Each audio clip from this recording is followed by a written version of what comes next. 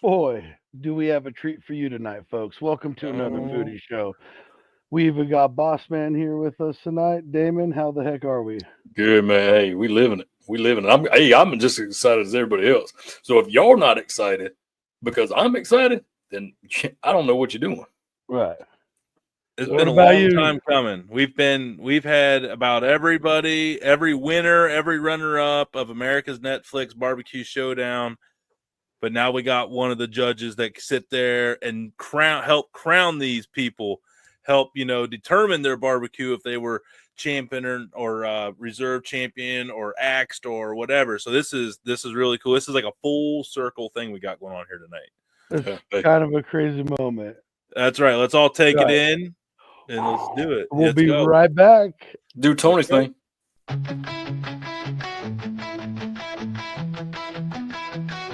Another foodie show where the fun begins. Cooking up a storm with all our chef friends. Reviews and recipes that will blow your mind. Live shows and laughter, a good time you'll find. Join us for the ride on this culinary quest.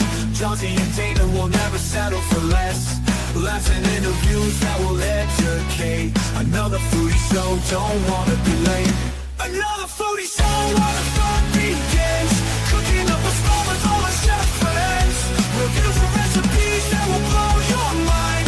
Live shows and laughter, a good time you'll find. Join us for the ride on this culinary quest. Johnsy and Damon will never settle for less. Laughs and interviews that will educate. Another foodie show, don't wanna be late. Another foodie show.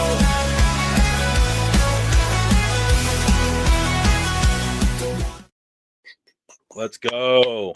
You definitely don't want to be late for this one. I promise. If you're late, you're in trouble. Yep. You're in your own fault.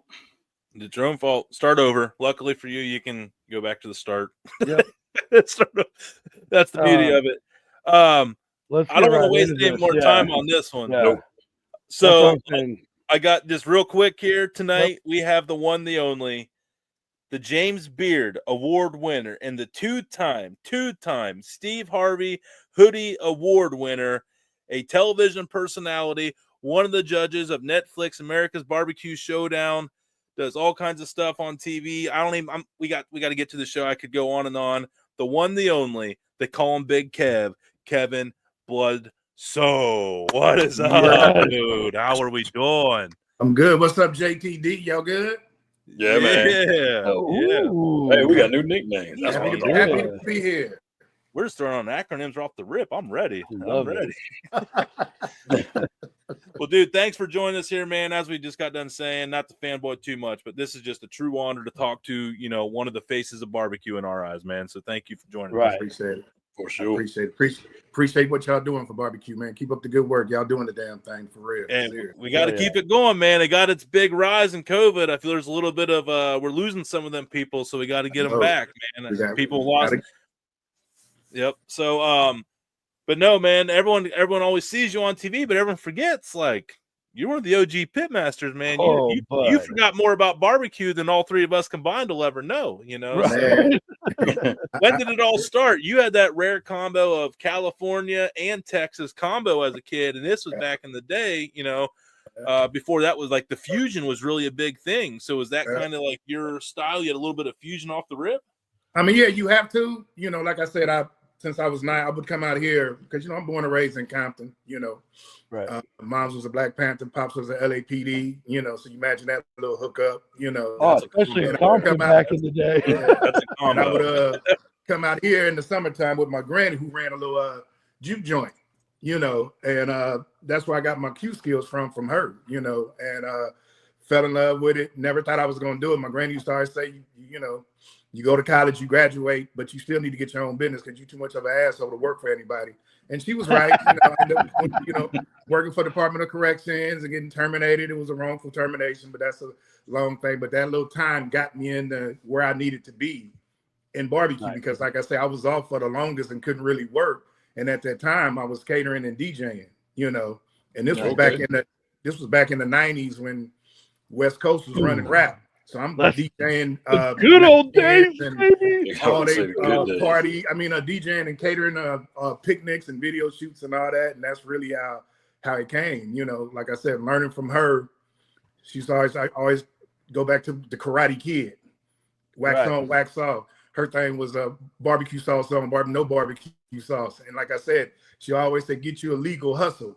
And she was teaching me a legal hustle. Like, you know, I'm too pretty to go to the penitentiary, so I couldn't do no street shit. So the legal hustle, I fell back on what I knew how to do. And that's what brought me this far where I am today, man. And like I say, from 9 to just made 60 a couple of weeks ago. So, you know, it's incredible, man. And watching you guys and this whole new era coming into barbecue, I still think even after COVID, barbecue is still where everybody wants to be. It's still outdoors. It's still summertime. It still takes people away. So, you know, I'm looking forward to every day that's coming.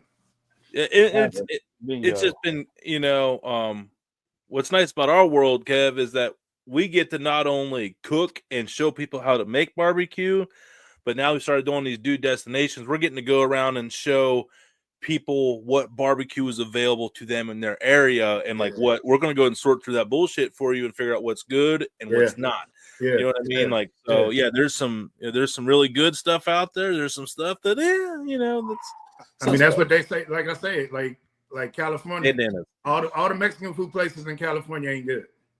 Just like all the barbecue places in Texas ain't good. So let's keep that 100. So that's where y'all work comes in at, you know, because y'all gonna keep it 100. You know, like I tell people, it ain't my job to come in there and talk about your barbecue. I'm gonna say it's good, whatever. Because I always remember a dude came into my restaurant. It's a true story, and he was, you know, that's when the barbecue brethren was going on, and he came in and gave us a bad review, and I never forgot that. And he lied, you know, and you know, I ended up seeing him later on at a store. Oh yeah, you came in and this and that, you know. He said, oh, yeah, that's you. Yeah, he said, well, I had to keep it real. I said, well, you didn't really keep it real because you said you, your wife, your father-in-law, and mother-in-law, and everybody else had one rib, and I had the Chris Rock, the one rib sandwich, which is just one rib. He said, no, they gave me a little more than that. And I said, no, they didn't. I said, I looked at the camera. That's who I knew who you were off the camera. You only got one rib. I said, but it's fine. I never do nobody like that, especially if I have a platform. That's not my job to break nobody down or nothing like that, especially when you have a big platform like he did. You understand what I'm saying? And wait a minute, then he lied too, though, because it was good. Then he came back a week later talking about, you know, what a difference a day make. Nah, motherfucker, you lied from the start. But it's all good. And I think that's why you have people like you guys who do it, and legit food bloggers that do it, like Keith Lee and a couple of more. Not that Mr. Chime Time, I can't stand him. But a couple of people who do it the right way and really keep it 100. You know, that's what I. And if I go somewhere and have a bad experience, I'm not going to go online and bury them. Yeah, I'm not going to bury. They're still trying to make a living. I just won't, you know, I'll just, it'll be private. You know? Because you don't. Everybody has a bad day. It's not fair to bury a business which hires a bunch of local people from the local community on a bad night, man. So just let it go and pray to God they figured it out. Be like, hey, did you do a video? Be like, hey, man, I ain't gonna lie, I didn't like it. You know, and give them a chance. You know. But the crazy part about it is some bad businesses that you go to are still doing good business. Oh, that's the crazy part. So then why would that's crazy? And then why would you say something? Because they go, so you just hating, you know? Yeah. I'd have been to some places that shit tastes so bad you got to pray after you eat. Shit, you know. Hey, that was our first experience in Kansas City. We made a hard mistake. Oh, bro, the three places we wanted to go we were biffed closed. it. We biffed it, and Big Kev. we made the worst decision of our lives, and it's terrible. You know, I think I might know that spot. Hit me off the air or text me. Yeah, we will. I bet we went through the same thing. But Yelp and Google, it has thousands of good reviews, so we were like, it's got to be good. It was named after some kind of article of clothing you wear. That the Cowboys I already know.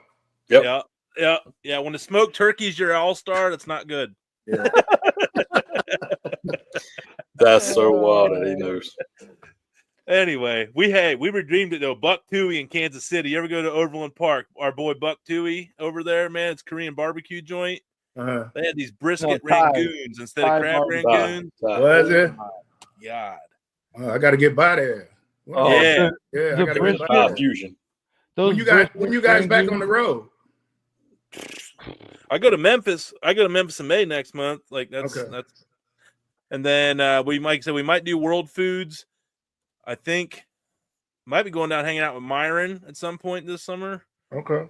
I gotta make my event in Compton, man. Smoking out the hub. There we go. Hey, I am not scared to do that. Actually, I got one of my good buddies is from Sun Valley. He'd join us. Yeah, we had like 4,000 people out there last year. It was pretty big on the first one. Dude, that's a life experience that you can't even describe how awesome that would be. It's incredible. We had a lot of the Rashid, AP, a lot of the Auntie Delilah came out. Logan came out. They all did demos and all that. This year, I think we're gonna have Kareem, the Egyptian cowboy. Kareem was awesome. Yeah, in fact, I think he's even gonna vend. We're trying to get him to vend while he's there. Bring him to California. Okay. Yeah, I know. We had from last season, we had Shatika and Poppy. Poppy will be there too. He's coming. Shatika says she's gonna try to make it. I really enjoyed working with them on that. I can't understand what Poppy be saying half the time, but I really enjoyed working with him. He's from them deep. He's from them deep. He's from New Orleans. He's not from New Orleans. He's from outside of New Orleans. He's from a small town. Yeah. I think the alligator was mayor of his town. I gotta ask you, man, like since we've had every season winner on the show. So we've got to watch the evolution of Netflix Barbecue Showdown. Is there any season that kind of stands out to you? The first one was obviously good. They were all good. And they all had different challenges. They all had different things going on. But you also had that first show where it might have just been special because y'all were just figuring it out as you went. So is there any season that really just stuck out to you, or is it all a tie? I think the first season, of course, like you said, it's the first one. And plus we had them cooking possums and raccoons and all that on that first one. But hell yeah. Everyone is different because, like I said, it's such an emotional show, And like I said, I love having fun with them. I love clowning with them. But, I love their emotions because, like I tell them, I couldn't do what y'all doing. You sitting out here cooking for 14, 15 hours for a motherfucker like me to judge your food and talk about you. You know what I mean? 10 minutes. And they off of every word. If you look at every word that you're saying, and like I said, our days are easy. Their days, man, like I'm sure they tell you, they have 20-hour days, and they got to do it. And that's what they signed up for. And, like I said, that was, so it's really hard to say season to season because, like I say, you fall in love with all of them, and the hardest part is having to send somebody home. That's the hardest part. A couple of them needed to go home. I didn't really mind a couple of jackasses, but most of them, when it gets like, because I still fuck with all of them, really. I can't even imagine being on the road without Auntie Delilah and Rashid. Like Auntie Delilah and my goddaughter here, Caitlin, Chef Caitlin, who owns the restaurant here in Corsicana. That's my road team now. If we doing event down here, Auntie Delilah's flying in this weekend to do a chef dinner that I'm doing out here in the country in Purton, Texas, and I can't imagine it without them. And that all comes from the show, because you have that bond with them and you keep in touch with them, see what they doing, and all that. Mostly all of them have been out to the house. Byron, Pappy, of course, Rashid, Auntie Delilah. Mostly, Sloan, a lot of them have all been out here to hang out and all that. So, I wish them all well, man. They all doing their thing, man.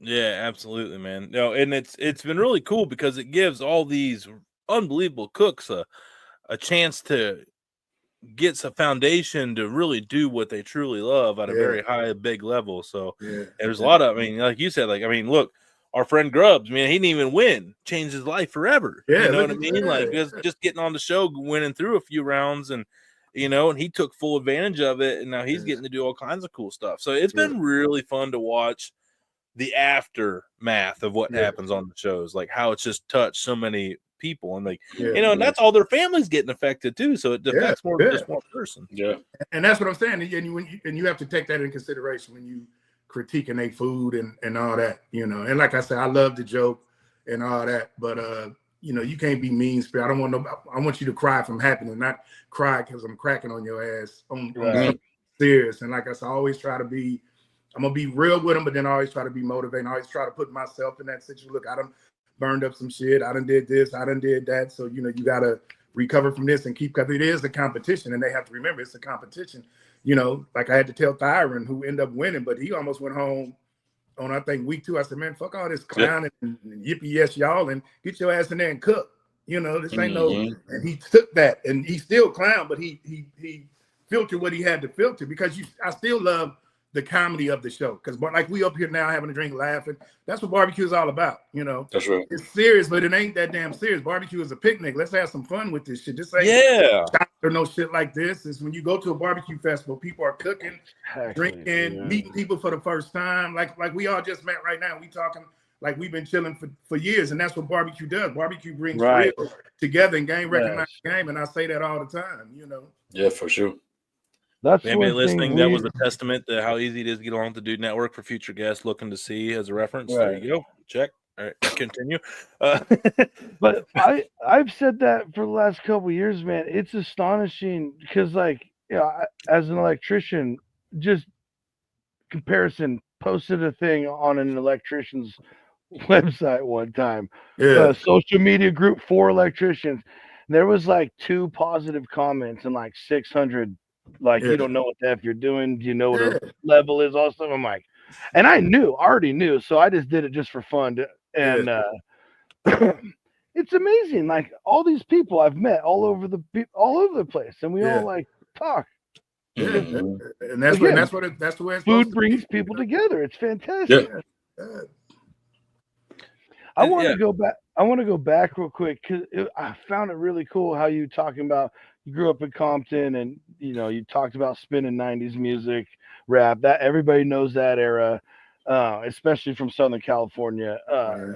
And then you going out and talking about your grandma taught you a legal hustle, how to cook really well. And when did that like really click? And you're like, all right, this is what I'm gonna build a business off this. So like I always say, I didn't do it. The streets did it. You need a restaurant. Like I tell anybody going into the business, trial and error, but you can think your food is amazing. Your friends and family, like I was married at the time, and my wife and my kids were my guinea pigs. And that's your first thing, and then you take it to the public. You have friends over. You cook, and it's a look that you're looking for when they eat it. Like, God damn, it is on point. And then they tell you when it's time to get a business. A lot of people just think they can go right into it. No, your shit got to be, it's like any other form. Your shit got to be critiqued. And you trying to go into a business that's been in business for 500 years, and you trying to compete with a name.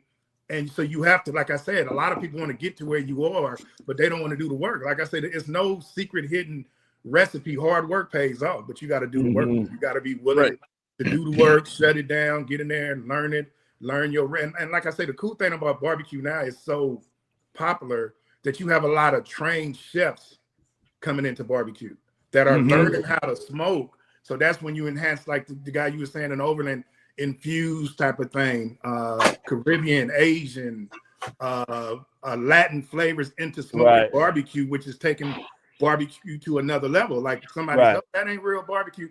Well, what is real barbecue? Like somebody said, well, you're not supposed to put that. I said, well, you put brisket and baked beans. So why can't you do this? Put brisket in some noodles if it tastes good or whatever. And and they're doing it, and they making money doing it. So like I said, it's gonna always be it's gonna always be OG barbecue. But it ain't nothing wrong with having sides and different avenues of barbecue that's still barbecue. That's right.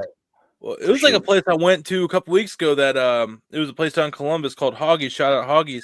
He had the traditional Texas platters. He had old school barbecue. Yeah. But he also had a whole list of specialty sandwiches where he took that, put like, pickled red onions and like pimento cheese on it, like all the fixings, dude. So you could do both. And I just think that is where barbecues went. And for all the traditionalists, man, like, I think they need to get off of it a little bit because you're killing the growth of barbecue and getting new crowds into it at the same time. That's what I'm saying. But the traditionals are getting older. So, it is what it is. I think you got to always be open to do. If it's good, I'm fucking with it. If it's good, I'm messing with it. If it ain't good, I'm like, stick to traditional. But like, I'm traditional. I mean, I do a few Caribbean things, a few Latin things, a few Asian things, but I'm still like, I don't know if you seen my video. I just cooked the ostrich egg leg a few weeks ago, and it was good. Yeah, that's one of my dreams. Man, it's really it tastes like tri-tip. You know, No way. What? Yeah. You Let's show go. the video, Tony. Man, I did that thing, and it cooks kind of quick, and it was amazing. And you know, that was something new to me, and that's what I like to do. If it's something new, I want to try it out. I'm gonna cook this, and I'll tell you right now, mine look better than anyone on that page. So, yeah. Well, Let's I mean, go. Big Kev. I mean, come on Obviously. now. Yeah, Come on yeah, now. yeah, Come on yeah. now. Don't be modest. I mean, come on. You are Big trying- Kev. I'm Yeah, I trying mean, not to hey. Yeah, you try not to flex, but flexing just happens, you know. flexing Incidental contact. on a big ass ostrich egg. I remember Blazing Star. If you know Mike from Blazing Star, he once did a deviled ostrich egg, and that was cool. Damn, for real? Yeah, Where that he video pulled the at? whole damn thing, cracked it, halved out the oak, Oh, egg. I made keep like saying a egg. big old, and then he I just did had. a leg. I'm sorry, I keep saying You did egg. a leg. I did a leg, but damn, I still want to see that big old devil. Oh, okay. You said egg. I was like, okay, keep I was saying like, tri-tip egg. I'm like, that's a wild combo. I'm like, Oh, oh, no, no. I I did heard a big old- leg. I heard never- leg too. Oh, I I heard said- egg, dude. I said egg Yeah. too. I'm sorry. Well, you know, the California guy caught it. That's all that matters. in this Oh. year. I California wanted to. I want a spatchcock one. A whole put it on- ostrich? And put it Yeah, my on the ostrich cross, war dude. Let's put one of them on Yes, Alfregoni that yeah. shit over a cross. Let's go. I already got the cross to do it, bud. Let's go. Well, I know a farmer. I know he'll give us one. So let me know when y'all want to do it. Oh, all right. That's the Big deal. Kev, hey, now you better Ostrich- watch what you say because we're the kind of fuck around and find out group right Oh, here. I, So you- I can tell. I can tell. I live close to West Virginia. We'll do anything.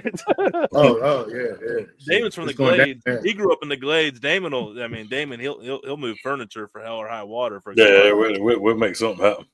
That's right. And John, you in California, Johnsy? Yeah. Where you at? I'm in Central. I'm up in Turlock. I know what Turlock It's is. like- We used to hunt quail in Turlock.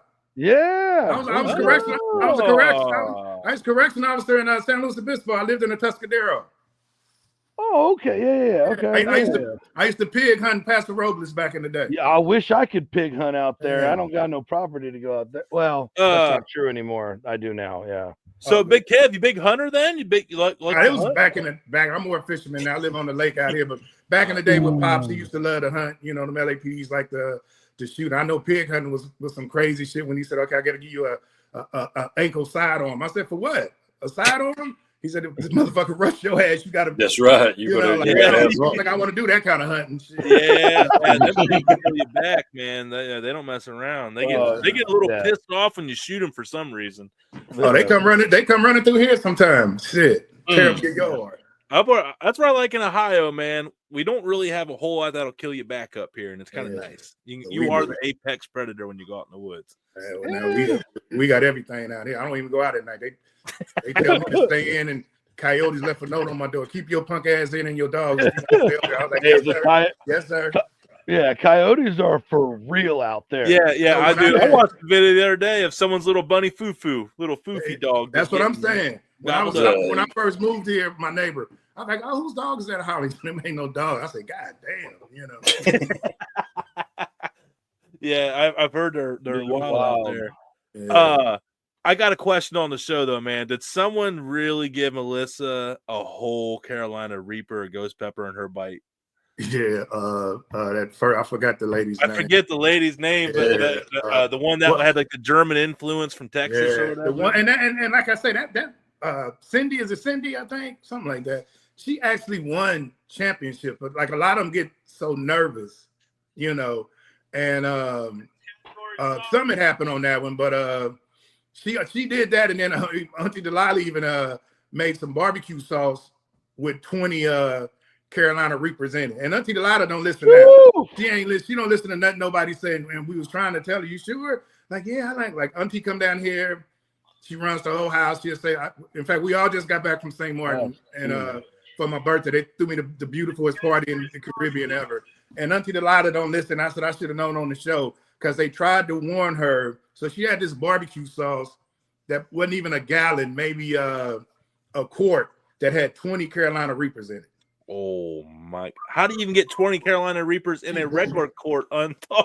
That's what I'm saying. Why? And I tasted it like that, you know, because that shit was flaming. It was flaming up when you took the top. It was flames.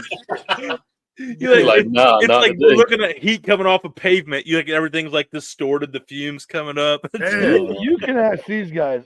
I mess around with some heat, but not like that. Like I can't. That's ridiculous. No. That's too much. And that's me. Like I have a real tolerance for heat. If it's good though, it has to be. Yes, I'm right. not gonna eat shit just because it's hot to show I got tolerance. Never in my life. No, give me something good and hot, and I say it's good and hot, and I'm gonna eat it till I can't eat it no more. You know. Right. Yeah. You just want me to bite into a pepper? You can get out of here with that. Yeah. I'm not. Yeah. All that shit. I'm not eating no damn hot ass Doritos or one pepper for you. You must be right. No. I ain't never. Like I said, I'm born and raised. I ain't never bowed down to no goddamn peer pressure. Shit. Think about some peer pressure over some goddamn food. Shit. Yeah. I know, man. It's if anything, I would just keep it simple, man. Like, man, just keep it simple and add on to it. You know, start out with a base and add on to layers as you go if you got time. Yeah, man. I get it though, because you look around and you're just like, holy shit, these are some of the best barbecuers in the world, man. Like, they get nervous, man. But it's like I try to tell all of them. I don't tell them to cruise, but I just, man, take your time. I mean, I was on a barbecue brawl and got sent home the first night. Because I was trying to go out of the box. And I said, I'm gonna hit this motherfucker right off the bat. I'm gonna cook these baby backs in 1 hour. And it was a reason why it didn't work, but I ain't never gonna say it. But it just didn't happen. But I say take a chance, and in any situation, even when I bought, I'm gonna take a chance. If I fail, then I fail. But I know what's gonna set you from apart is taking that chance. Right. But you got to know when to take that chance too. And on the show, you got to be. It's and like I say, luck plays a big part of the barbecue brawl, because you can have, like, Rashid almost went home early. He had a bad day. Right. So when you have a bad day, but somebody can have a worse day than you, and you stay. So luck plays a big part, because I think when Thyron almost went home, that was when Cindy went home, I believe, or the second day or something like that. Yeah, the second day. Thyron almost went. He was in the bottom, I believe, if I remember right, on the second show, and he almost went home. But I think Cindy had a real bad day. If I could be wrong, but if I remember right, there's some good people that have went home early because of bad days. Yeah, man. Yeah, you just gotta not be the worst, right? In that show, you just gotta not be the worst. That's it. Damon, Johnsy, y'all got anything off the top of your head? Yeah. So being the barbecue guru you are, put yourself in that show. Which challenge do you not want to be in? Meaning, I don't want to be in that. I don't want to be in that trench, man. God, that's where I was getting. I used to feel sorry for him, man. I got bad football knees and shit. I don't want to be. I put myself there because, like I say, I always say if I got to get down, if it's on, it's on. And my motivation would have been Auntie Delilah in there at 70-something years old in that trench, kicking ass. I'm always looking for something like that. But absolutely, man. You got to put the elements in there. It's hot as hell out there, and I wouldn't want to do that, and it's a gang of other ones out. It's just like I said, the long days. It's a tough show. It is. Right, I got you. Now, Tina, who won season 1, she's on record on this show saying she was salty she didn't have the trench. She said that looked like a lot of fun. Yeah, I think Tina would have did good in the trench too. Yeah, because like I said, Tina was one of those ones. Like I say, that's a classically trained chef.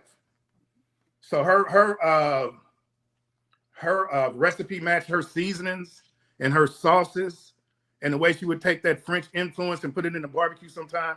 Like, she made some short ribs one time, man, and still some of the best short ribs I ever had in my life, man. I mean, some of the food I got on that show was, and all you can do is munch and hope you can go back and get another piece, But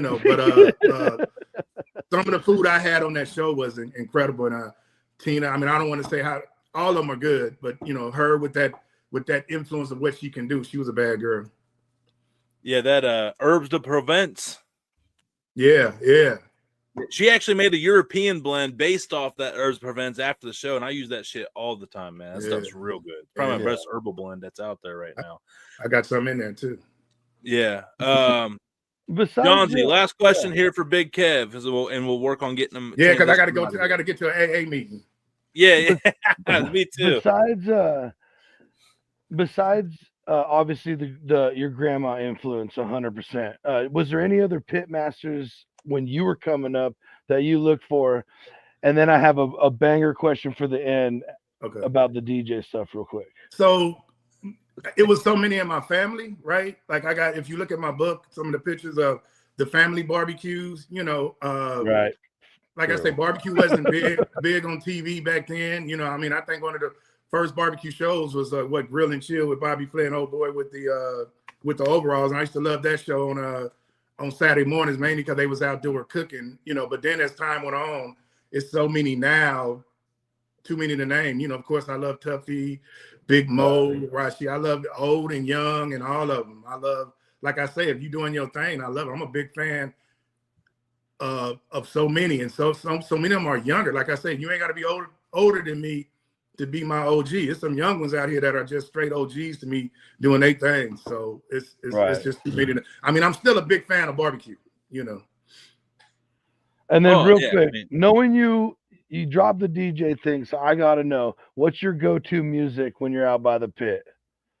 Oh, so morning I need motivation.